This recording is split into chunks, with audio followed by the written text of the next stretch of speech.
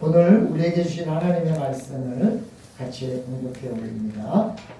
요한복음 1장 12절 말씀입니다. 시작. 영접하는 자 곧 그 이름을 믿는 자들에게는 하나님의 자녀가 되는 죄를 주셨으니.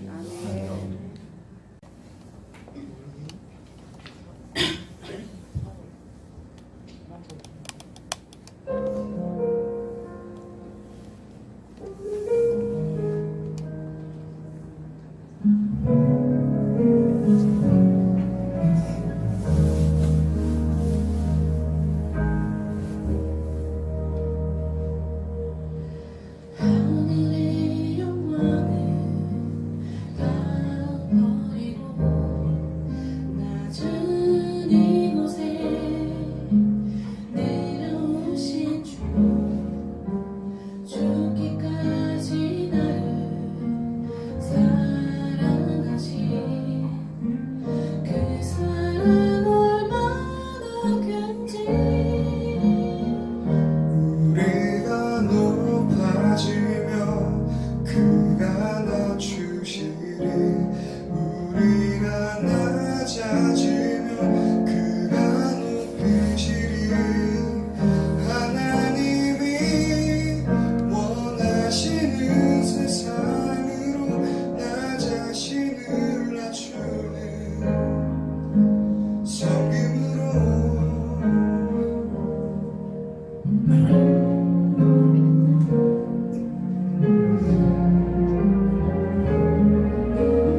하늘의 영광을 다 버리고 낮은 이곳에 내려오신 주, 죽기까지 나를 사랑하신 그 사랑 얼마나 큰지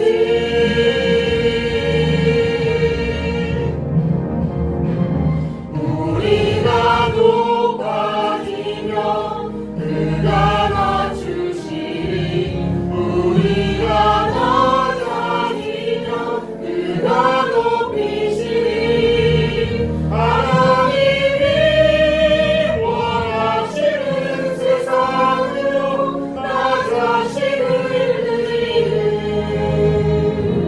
섬김으로 내 발을 닦아주사 먼저 섬기시고 서로 사랑하라고 말씀하시었네 하나님이 원하시는 세상으로 나 자신을 드리는 섬김의 모습이 되기를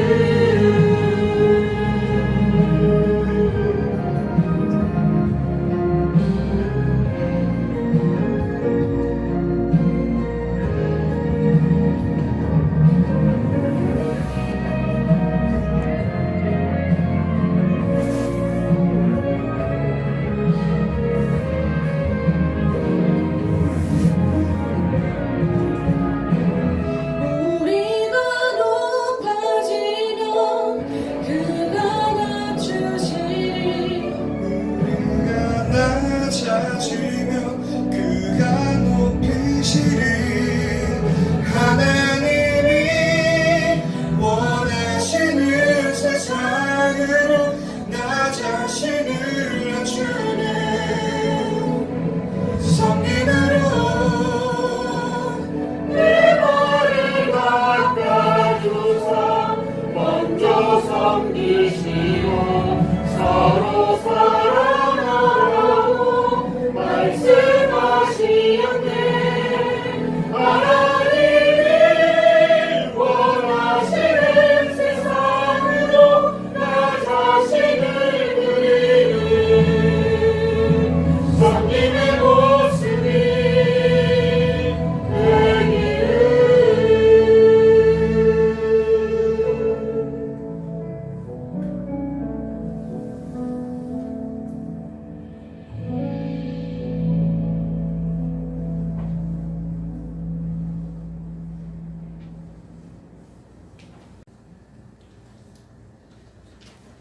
아내의 마음을 가장 모르는 남편은 대표적으로 옆집 여자와 싸우고 와서 아내가 분통을 터뜨리며 여보, 저 옆집 여자가 글쎄 어쩌고 저쩌고 오늘 쓰레기를 버리러 나갔는데 어쩌고 저쩌고 국물을 터뜨렸는데 어쩌고 저쩌고 이야기를 할 때 남편이 누가 잘못했는지 자세히 말하라고 따져 묻는 남편이 아내의 마음을 가장 모르는 것이다. 그때 정말 이 아내들은 내 남자가 내 편이 아니라 남의 편이구나 그렇게 느껴진다는 거죠. 게다가 철퇴를 가하는 것은 당신이 잘못했네 이렇게 얘기하는 거고, 거기다 마지막 결정적인 한 방은 가서 사과해 이렇게 얘기하는 게 가장 결정적인 거라고 합니다. 사실은 잘못한지는 알더라도 내가 너무 속이 상하니까 내 편 좀 들어줘, 내가 잘했다고 얘기해줘, 최소한 너 내 말 좀 들어줘 그렇게 말하는 것이, 아마도 다음에 또 그런 일을 당하면 아무 말도 하지 말고 그냥 한번 웃어주고 와. 남편이 그렇게 얘기해주면 좋을 것 같아요. 그러면서 그 뒤에다 이렇게 얘기합니다. 그러면 그 여자가 아마 집에 가서 울걸? 이렇게 말해주면 여자는 마음이 편하다는 거죠. 이 남자가 정말 내 마음을 들어줬구나 이렇게. 왜 이런 트릭이 필요하냐 이거죠. 요즘은 정을 느끼고 싶어하는 사람들이 많다는 겁니다. 많은 사람들이 물질적인 것만 가지고 이야기를 할 때가 있어요. 아내에게 좋은 반지나 좋은 목걸이나 비싼 옷이나 백이나 이런 거 사주면 굉장히 좋아할 거라고 생각하지만 생각보다는 그렇지 않다는 것이죠. 왜냐하면 남편의 주머니 형편을 더 잘 아니까요. 또 유산을 받을 수 있다든지 삶이 편해질 거라든지 혹은 권력이나 명예가 올라갈 수 있는지에 대해서 관심이 있는 것으로 생각하지만, 그러나 많은 사람들이 의외로 그런 것보다는 정을 더 필요로 한다는 것입니다. 왜냐하면 사람이 감정이 상하면 아무리 좋은 것도 좋다고 느껴지지 않지만 감정이 편안하면 아무리 작은 것도 좋다고 느껴질 수 있기 때문에 그런 거죠. 혼자 사는 사람들의 공통된 말은 정이 그립다는데, 요즘 대한민국에 점점 1인 가구가 늘어가고 있다는 것입니다. 왜냐하면 너무 늦게까지 결혼을 안 하다 보니까 계속 부모랑 사는 게 미안하기도 하고 또 여러 가지 부담스러우니까 혼자 독립해 나가서 그냥 홀로 사는 사람들이 점점 많아지다 보니 그렇다는 것입니다. 그렇기 때문에 요즘 이 시대에는 물질적인 문제보다 더 큰 문제가 뭐냐면 정서적인 외로움이라는 거죠. 그래서 이미 정에 굶주리지 않은 사람들은 돈만 있으면 된다고 하지만 돈도 없고 정도 없는 사람이 진정으로 원하는 것은 정이다. 어쩌면 정은 있으면 돈이 없어도 살아갈 수 있지만 돈이 있다고 해서 정이 없는 사람은 너무 외롭다. 그래서 남편이 있어도 남편의 역할을 하지 못하면 아내는 혼자가 되고 그 남편의 역할은 내 편이 되어주는 거다. 그래서 남자나 여자나 요즘은 그냥 내 편이 되어주는 그 말 한마디, 그 결정적인 말 한마디, 그게 모든 걸 다 풀어준다는 거죠. 심지어는 캐톨릭에서는 동물 미사가 있어요. 여러분 아세요? 동물을 다 데리고 와가지고 동물을 위한 미사를 드리는 거예요. 그러면 그 동물을 미사를 받고 싶어 하는지 물어봤을까요? 안 물어봤을 거예요. 동물에게 비싼 옷을 입혀주고 또 동물에게 맛있는 최고급 음식을 준다 그래도 동물은 땡큐라고 얘기하지 않습니다. 그러다가 뭐 맛없는 거 줘도 잘 먹습니다. 동물에게는 본능은 있을지언정 인지적인 판단은 없기 때문에, 그러면 동물에게 하는 미사는 누구에게 하는 거냐? 그 동물의 주인의 마음을 편안하게 해주고 동물에게 기쁨을 주기 위해서 동물에게 미사를 주는 거죠. 그 정도로 사람들이 동물에게 관심을 가지고 정을 쏟고 있다는 거예요. 왜 그렇게 사람들이 결정적으로 동물에게 정성을 쏟고 있느냐? 그 동물과 감정적인 교류가 가능하기 때문에 그런 거죠. 많은 동물 중에 개만이 유일하게 사람과 감정을 주고받을 수 있는 그런 시스템이 뇌적으로 돼 있다는 거죠. 편두엽이라는 뇌가 그렇게 만드는데요. 그러니까 사람이 개를 키워보신 분은 알겠지만 화난 상태에서 집에 들어오면 개가 주인을 반가이 맞이하지 않습니다. 왜냐하면 여기 잘못 건드렸다간 한 대 맞을 거라는 걸 잘 아는 거죠. 이미 개는 잘 알아요. 기분이 좋게 들어오면 막 앞에 와서 꼬랑지를 치고 매달립니다. 이 감정을 알아차리는 능력 이런 게 있는데 이 개가 내 감정을 알아차려 주는 것만 해도 정서적으로 위로를 받고 있기 때문에 사람들이 개를 키운다는 거죠. 그러니까 개에게까지 정서적 위로를 받아야 할 만큼 현대인들은 정서적으로 굉장히 갈급해 있다는 것을 말해줍니다. 그러나 인간에게는 있는 것을 동물은 없죠. 그게 뭐냐면 감정을 통제하는 능력이에요. 그래서 인간은 가끔 기분이 엄청 나쁘지만 겉으로 웃을 수 있는 겁니다. 또 기분이 굉장히 나쁘지만 참을 수 있는 겁니다. 그래서 그걸 인간이라고 하는 거죠. 그런데 사람도 감정이 나빠지면 인지적인 판단도 흐려지는 거예요. 간혹 지나치게 확대를 해서 이야기하기도 합니다. 말하자면 자기 혼자 그냥 나쁘다고 생각하는데 뭐냐면 사람들이 다 나쁘다 그러던데요? 그렇게 얘기하는 거죠. 그럼 사람들한테 일일이 가서 다 나쁘냐고 아니냐고 물어봐서 확인한 걸까요? 아니죠. 자기 감정이 나쁘니까 사람들이 다 나쁘다고 얘기하는데요. 그렇게 얘기하는 거죠. 인지적인 정서가 흔들리는 거예요. 감정대로 사는 것이 아니라 감정을 통제할 수 있는 인식 기능이 우리에게 있기 때문에 우리는 감정을 통제할 수 있지만 동물은 감정을 통제하지 못하죠. 제가 저녁에 이 동네를 이렇게 거의 매일 저녁에 가는데요. 우리 보건소 옆에 있는 개가 내가 지나가면 막 쾅쾅 짖더라고요. 그래서 짖을 때마다 고개를 한번 익 내밀고 안녕 그러고 갔어요. 근데 그 다음날 오니까 조금 덜 짖더라고요. 그래서 보면서 안녕 그러고 갔어요. 근데 한 일주일쯤 되니까 요새는 안 짖더라고요. 아 이제 저 사람은 별로 나한테 위협이 안 되는구나 그걸 아는 것 같아요. 막 밤에 막 짖으면 미안하기도 하고 또 누가 깰지도 모르겠고 그 집에 개가 2마리가 있거든요. 꽤 크더라고요 이렇게 보니까. 그래서 그 다음에는 또 조금 짖길래 휴대폰을 켜가지고 나가 그러고 흔들고 제가 지나갔어요. 근데 이제 요새는 안 짖는 것 같아요. 근데 개가 없어서 안 짖는지 나를 알아봐서 안 짖는 건지 잘 모르지만 하여간 안 짖더라고요. 동물은 그냥 감정을 알긴 하지만은 그거를 통제할 수 있는 능력은 없고 알아챌 수 있는 능력은 있는 거죠. 아, 저 사람이 이때 지나가긴 하지만 나를 해칠 사람은 아니구나. 그러면 겁이 안 나니까 짖지 않는 거죠. 그게 바로 동물과 사람의 차이죠. 감정은 느끼지만 통제할 수 없는 것은 동물이고 감정을 느껴도 통제할 수 있는 건 사람이고 그래서 사람에게는 감정을 통제할 수 있는 능력이 있기는 하지만 그 능력은 감정이 매우 상하면 떨어진다.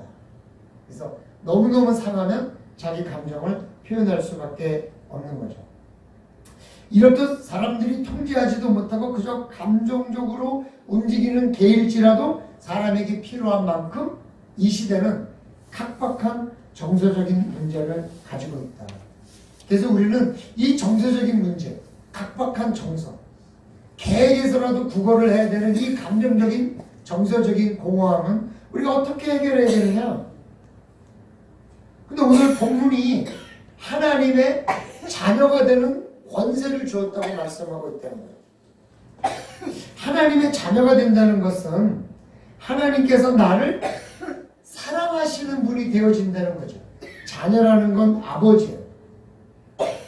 여러분, 자녀의 권세는 부모의 사랑으로부터 오는 겁니다. 그죠? 부모가 자녀를 사랑하면 사랑할수록 그 자녀는 권세를 갖게 돼요. 그래서 말이죠. 첫째보다는 막내가 집에서 권세가 센 거예요. 네, 부모가 막내를 더 사랑하고. 그러니까 막내는 자기 형을 들이받아요. 자기 누나한테 들이받아요. 그러면 부모가 뭐라 그러냐면 너는 형이 돼가지고 동생 하나 못 봐주냐? 이러니까 아싸 내가 이겼지. 이게 이제 자녀의 권세인 거죠. 막내의 권세. 근데 힘든 거예요. 그러니까 자녀가 하나님의 사랑을 받을 수 있으면 있는 만큼 권세가 세지는 거죠. 그런데 하나님께서 나를 자녀 삼아줬다는 거예요. 그러면 그 하나님이 나를 사랑하신다는 어떤 믿음이 우리에게 있으면 나에게 권세가 생기는 거죠. 이 권세는 어떤 물질로도 해결할 수 없는 어마어마한 권세가 되는 거죠. 사람들은요 그냥 하나님의 자녀가 되는 권세를 줬다 그러면 별거 아닌 것처럼 생각해요. 그러면 아니죠. 나를 하나님께서 사랑한다는 거죠. 제가 전에도 한번 말씀드렸죠. 제가 어떤 아이가 이쁜가 이렇게 물어보면요. 여러분 한 대답을 해요. 이쁜 아이, 말 잘 듣는 아이, 뭐 일찍 일어난 아이, 공부 잘하는 다 얘기해요. 근데 다 뻥이에요. 어떤 아이가 이쁘냐? 내 새끼가 제일 이쁜 거예요. 그냥 한마디로 정리가 돼요. 내 새끼가 제일 이쁜 거예요. 아무리 옆집 애가 공부를 잘해도 우리 애 공부 잘하라고 비교를 할지 모르지만 이쁜 건 내 자식이에요. 그럼 왜 그러냐? 내 자녀니까. 하나님이 나를 자녀 삼았다. 이 권세가 바로 이런 권세인 거예요. 하나님이 누가 이쁘냐? 사람들은 얘기해요. 왜 착한 사람을 천국에 안 보내고 하나님 믿는 사람을 천국에 보냅니까? 그래요. 당연하죠. 내 자녀는 아니니까 지옥에 가든 천국에 가든 관심이 없는 거예요. 그럼 내 자녀는 어디 가야 돼? 천국에 가야 되는 거예요. 그게 자녀의 권세란 말이에요. 그러니까요. 하나님에게 오는 것도 사실은 꼭 물질만 필요한 것도 아니에요. 꼭 무슨 응답되고 잘 나가고 이러는 것만이 아니에요. 하나님에게 오는 가장 큰 이유는 하나님의 사랑을 받고 싶다. 하나님의 사랑. 그 하나님의 사랑이 커지면 말이죠. 우리가 자녀의 권세를 가졌다는 그것이 막내가 형을 들이받듯이 우리가 누구든지 들이받을 수 있는 그런 권세가 생겼다는 느낌이 느낌적으로 오는 거죠. 그럼 우리는 잘 살 수 있는 거예요. 어떻게 보면 물질을 주고라도 하나님의 사랑을 살 수 있다면 사야 하는 게 하나님의 사랑이죠. 그러나 하나님은 그 물질을 돈 주고 사라는 게 아니라 믿음으로 그냥 거저 가져가라는 거죠. 이거 이상 좋은 게 어디 있겠어요.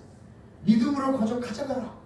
내가 너의 아버지 됨을, 내가 너를 사랑함을, 내가 너에게 권세를 주었음을 믿음으로 그냥 가져가라. 공짜다. 네. 그런데도 안 가져가겠다는 거예요. 그럼 날들은 어떻게 하란 말이에요. 네? 여러분은 다 우리 아버지가 나에게 얼마나 큰 사랑을 베푸는 분인지를 믿음으로 공짜로 가져가셔서 자녀된 권세를 받으시기를 주님의 이름으로 축원합니다. 여러분 말이죠. 최근에 신천지에 대한 이야기를 KBS에서 방영했어요. 그걸 보고 나는 여러 가지 생각을 많이 했어요. 아주 짧게 지나갔지만 그들이 모여서 예배드리는 장면을 보면서 참 안타까운 점도 많이 봤어요.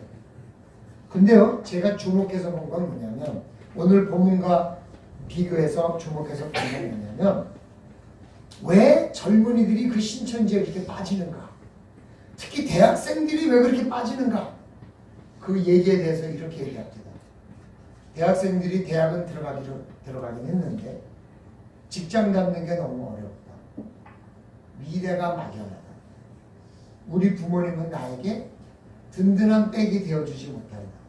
말하자면 금수저가 아니다. 그래서 생각해보니까 미래가 막연한 거예요. 그럼 얼마나 불안하겠어요. 고등학교 때까지 모르죠. 대학을 가고 나면 이제 점점 차이도 나고 극명하죠.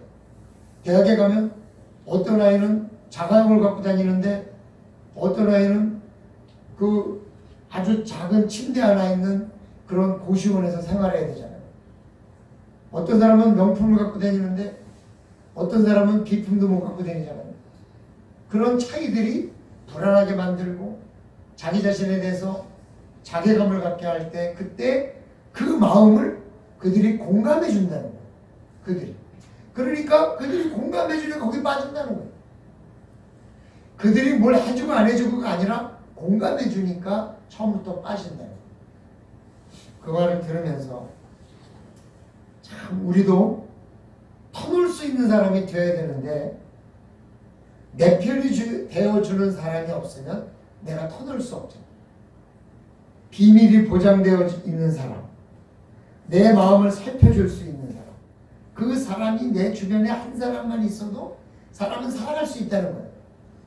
근데 그런 사람이 한 사람도 없을 때 많은 사람들이 자살하는데 정이 없고 힘들고 정말 내 편이 되어줄 사람이 한 사람도 없다 그럴 때 사람들이 자살하기 때문에 점점 우리나라도 OECD 국가 중에 가장 자살을 많이 하는 나라로 이름을 올리기 시작했잖아요. 이게 뭐냐? 여러분 그렇잖아요. 내 남편, 내 아내는 그래도 내 편이겠지 생각했어요. 마지막 남은 마지막 보루인데 이 진짜 내 편이 되어야 될 사람이 내 편이 안 돼주면 막막한 거예요. 내 부모는 내 편이겠지 생각했는데 내 부모가 내 편이 안 되니까 좌절합니다. 우리 목사님은 내 편이겠지. 그래서 와서 우리 목사님에게 얘기했는데 목사가 얘기하기를 그러니까 주의를 잘 지켜야지 이렇게 얘기하면 좌절하는 거죠.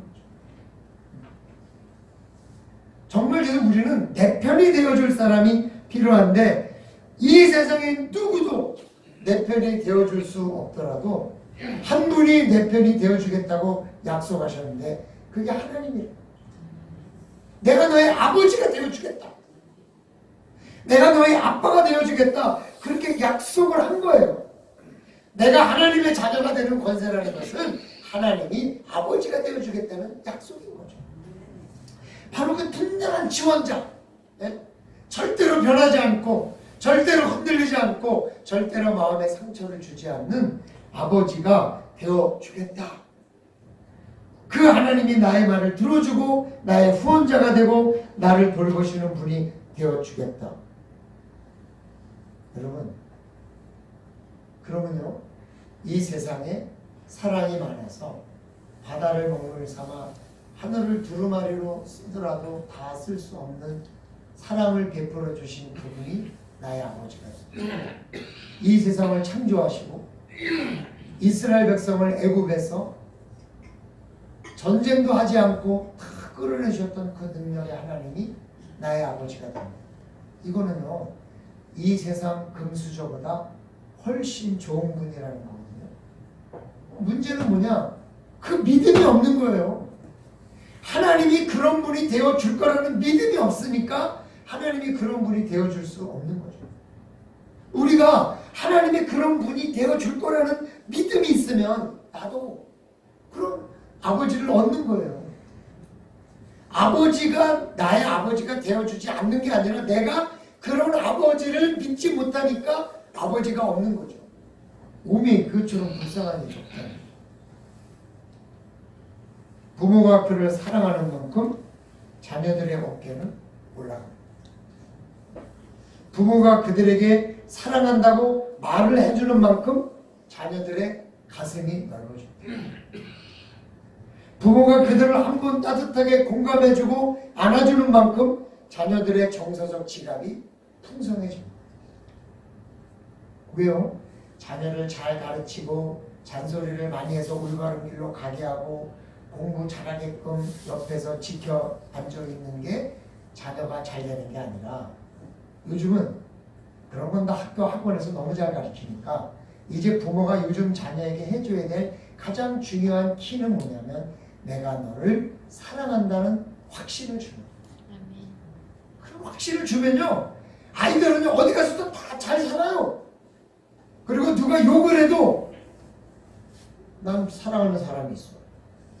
그 자신감이 아이들이 살아갈 수 있는 거예요.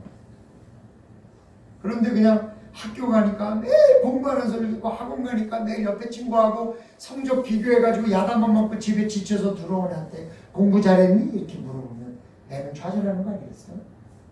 제가 중고등부를 이렇게 많이 할 때 고3 애를 길에서 만났길래 공부 잘 되냐? 그러니까 걔가 선생님만이라도 그렇게 물어보지 말아주세요. 그렇게 얘기하는 거예요. 그럼 뭐라고 얘기할까? 제가 생각하다가 잘 잤냐? 이렇게 물어봐달라고 그랬어요. 그 다음부터 제가 중고등부를 만나면 잘 잤냐? 이렇게 물어봤어요. 네! 그러더래요. 잘 잤어요. 그걸 가만히 생각해봤어요. 그러니까 정말 그렇잖아요. 학교에서도 공부, 학원에서도 공부, 누구들 만나 다 공부하는데 교회 와서 선생님마저 전도사님마저 공부 잘했냐 이렇게 물어보니까 애들이 진짜 멘붕에 빠지지 않겠어요? 그래서 내가 애들한테 그랬죠. 수능 시험 볼 때쯤 되면 야 수능 보고 나면 분명히 물어볼 거야 사람들이 잘 봤냐 이렇게 물어보면 잘 봤어요 얘기해요. 왜요? 너 성적표 그 사람한테 보여줄 거 아니지? 절대 안 보여줘. 무조건 잘 봤다네. 알게 뭐야? 잘 봤다 그러면 되지 뭐 걱정하냐니까. 아, 그 참 좋은 생각이네. 그래서 내가 이렇게 하면서 수능 잘 봤냐니까 만점 맞을까봐 걱정해요. 그게 좋은 거다. 진짜 우리가 하고 싶은 말은 물론 그 말입니다. 시험 잘 봤냐. 그러나 그 아이가 진짜 듣고 싶은 말은 뭐냐면 내가 너를 사랑한다 아니겠습니까? 요즘 세상 사람들에게 돈을 많이 버느냐, 취직했느냐, 결혼했느냐 이런 말보다 진짜 필요한 말은 뭐냐? 내가 너를 사랑한다. 그 말을 오늘 하나님께서 이 요한복음 1장 12절에서 하고 있는 거죠. 영접하는 자, 곧 그 이름을 믿는 자들에게는 하나님의 자녀가 되는 권세를 줬다. 그러니까 우리의 부모가 하나님이고 나는 하나님의 자녀가 되는 권세를 받았다는 그 믿음을 우리가 가지면 하나님이 우리에게 이렇게 말씀하시는 거예요. 내가 너를 아버지처럼 내가 너를 사랑하노라. 이렇게 말씀하시는 거예요. 그것보다 더 좋은 위로가 어디 있겠어요? 그러니까 여러분 이 세상 누구도 나에게 사랑한다고 말해주지 않더라도 내가 하나님을 믿음으로써 하나님으로부터 나를 사랑하고 있다는 말을 들을 수 있다. 그 믿음을 우리에게 가져야 되는 거죠. 그러나 우리는 또 사랑해줘야 될 사람들에게 사랑한다고 한번 말해주는 거죠. 여러분 만약에 오늘 이 예배가 끝난다면 여러분이 자녀에게 전화를 걸어서 내가 너를 사랑한다 그렇게 말해주면요 다 아는 말이지만 그 자녀들의 어깨가 올라갑니다. 그리고요 언젠가 한번 내려왔을 때 내가 진짜 너를 사랑한다 그러면서 한번 안아주면요 그 아이의 정서적 지갑에 든든해집니다. 정서적 지갑이라는 게 굉장히 중요한 거예요. 저수지에 물이 가득 차 있으면 아무리 가물어도 농사를 지을 수 있어요. 그러나 저수지에 물이 없으면 조금만 비가 안 와도 금세 말아 죽습니다. 정서적 지갑이라는 건 저수지 물이에요. 부모는 자녀에게 정서적 지갑을 자꾸 채워줘야 돼. 내가 너를 사랑한다. 사랑한다. 아, 목사님 그거 말로 해야 알아요? 말로 안 하면 몰라요. 그럼 누가 여러분에게 눈빛으로 사랑한다고 말해보세요. 그게 사랑하는 것처럼 느껴지나. 그러나 사랑한다고 말 한마디가 사람을 살리는 거예요. 그러니까요. 시험을 못 봐가지고 푹 처져 있는 애한테 그러니까 엄마가 일찌감치 준비하고 공부하라 그랬지. 이러는 거는 대못을 박는 거죠. 야, 꼴찌하면 어떠냐. 내가 널 사랑하는데. 너는 내 사랑하는 자녀인데 좀 주저앉으면 어떠냐. 올해 안 되면 내년에 되겠지. 그 회사 안 되면 다른 회사 되겠지. 뭐가 문제니? 이런 말이 진짜 중요한 말이거든요. 옛날 어른들은 요즘은 뭐 그렇게 잘 얘기하지 않지만 너를 다리 밑에서 주워왔다 이렇게 놀렸어요. 다리 밑에서 주워왔다는 말이 뭔 말인지 부모는 다 알지만 아이들은 그 다리라고 생각하지 않고 그 다리가 저 길거리에 있는 다리고 주로 그 다리 밑에서 사는 거지들을 생각하면서 나는 어디서 주워온 아이인가 보다 이렇게 생각했죠. 청소년 시기에 어렸을 때는 울음을 터뜨리지만 이제 청소년 시기에 저 자신을 알 때 그때 말이죠. 내가 부모를 닮지 않은 이유가 그건가?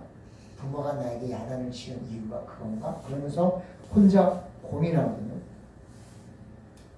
근데요, 닮았다는 게 굉장히 큰 의미를 줘요. 아, 나는 엄마를 닮은 것 같아.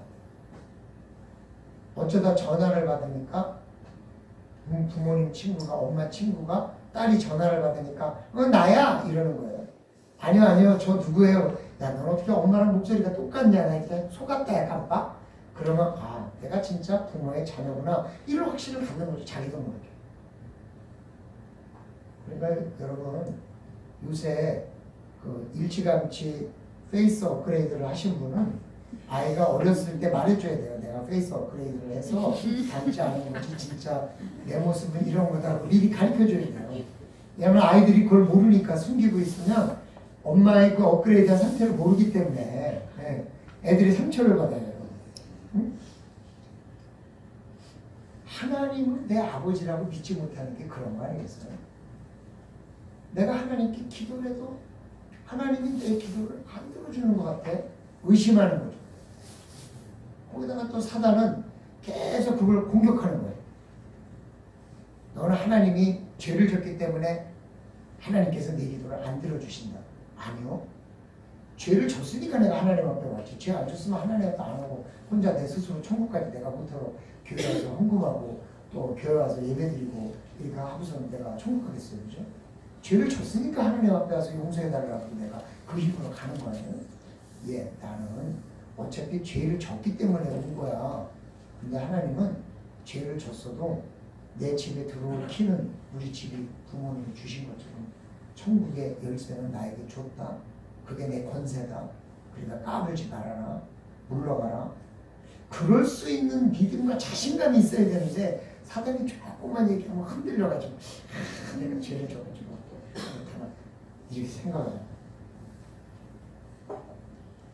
여러분, 아무나 내 아버지를 아버지라고 믿는다고 아버지가 되는 게 아닙니다. 돈 많은 사람을 내 아버지라고 해서 그 아버지가 내 아버지 되는 게 아닙니다. 그러나 나를 아버지라고 믿으면 내게 자녀가 되는 권세를 주겠다고 약속하신 하나님을 바랍니다. 그 하나님은 약속을 하셨기 때문에 우리가 당신이 내 아버지요 나는 믿습니다 그렇게 하면은 그래 너가 붙겠으니까 너 내 자녀가 되는 권세를 주마. 이게 하나님의 약속 아니에요?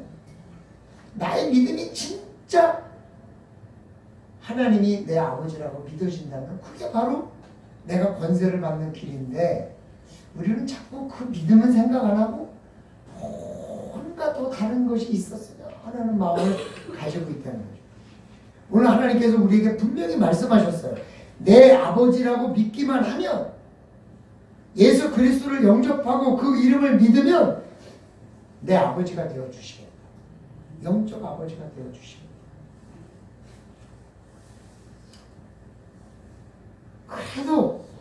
그래도 고민이 있어요. 내가 하나님을 아버지라고 믿어도 하나님이 나를 받아주시지 않으면 어떡하지? 그런 의심이 우리 안에 있어요. 그래서 사람들은 자꾸 증거를 원해요. 증거. 하나님이 내 아버지가 되었다는 증거를 원해요. 그 증거가 뭐냐면 뭐 기도하면 이루어지는 거. 그잖아요, 여러분.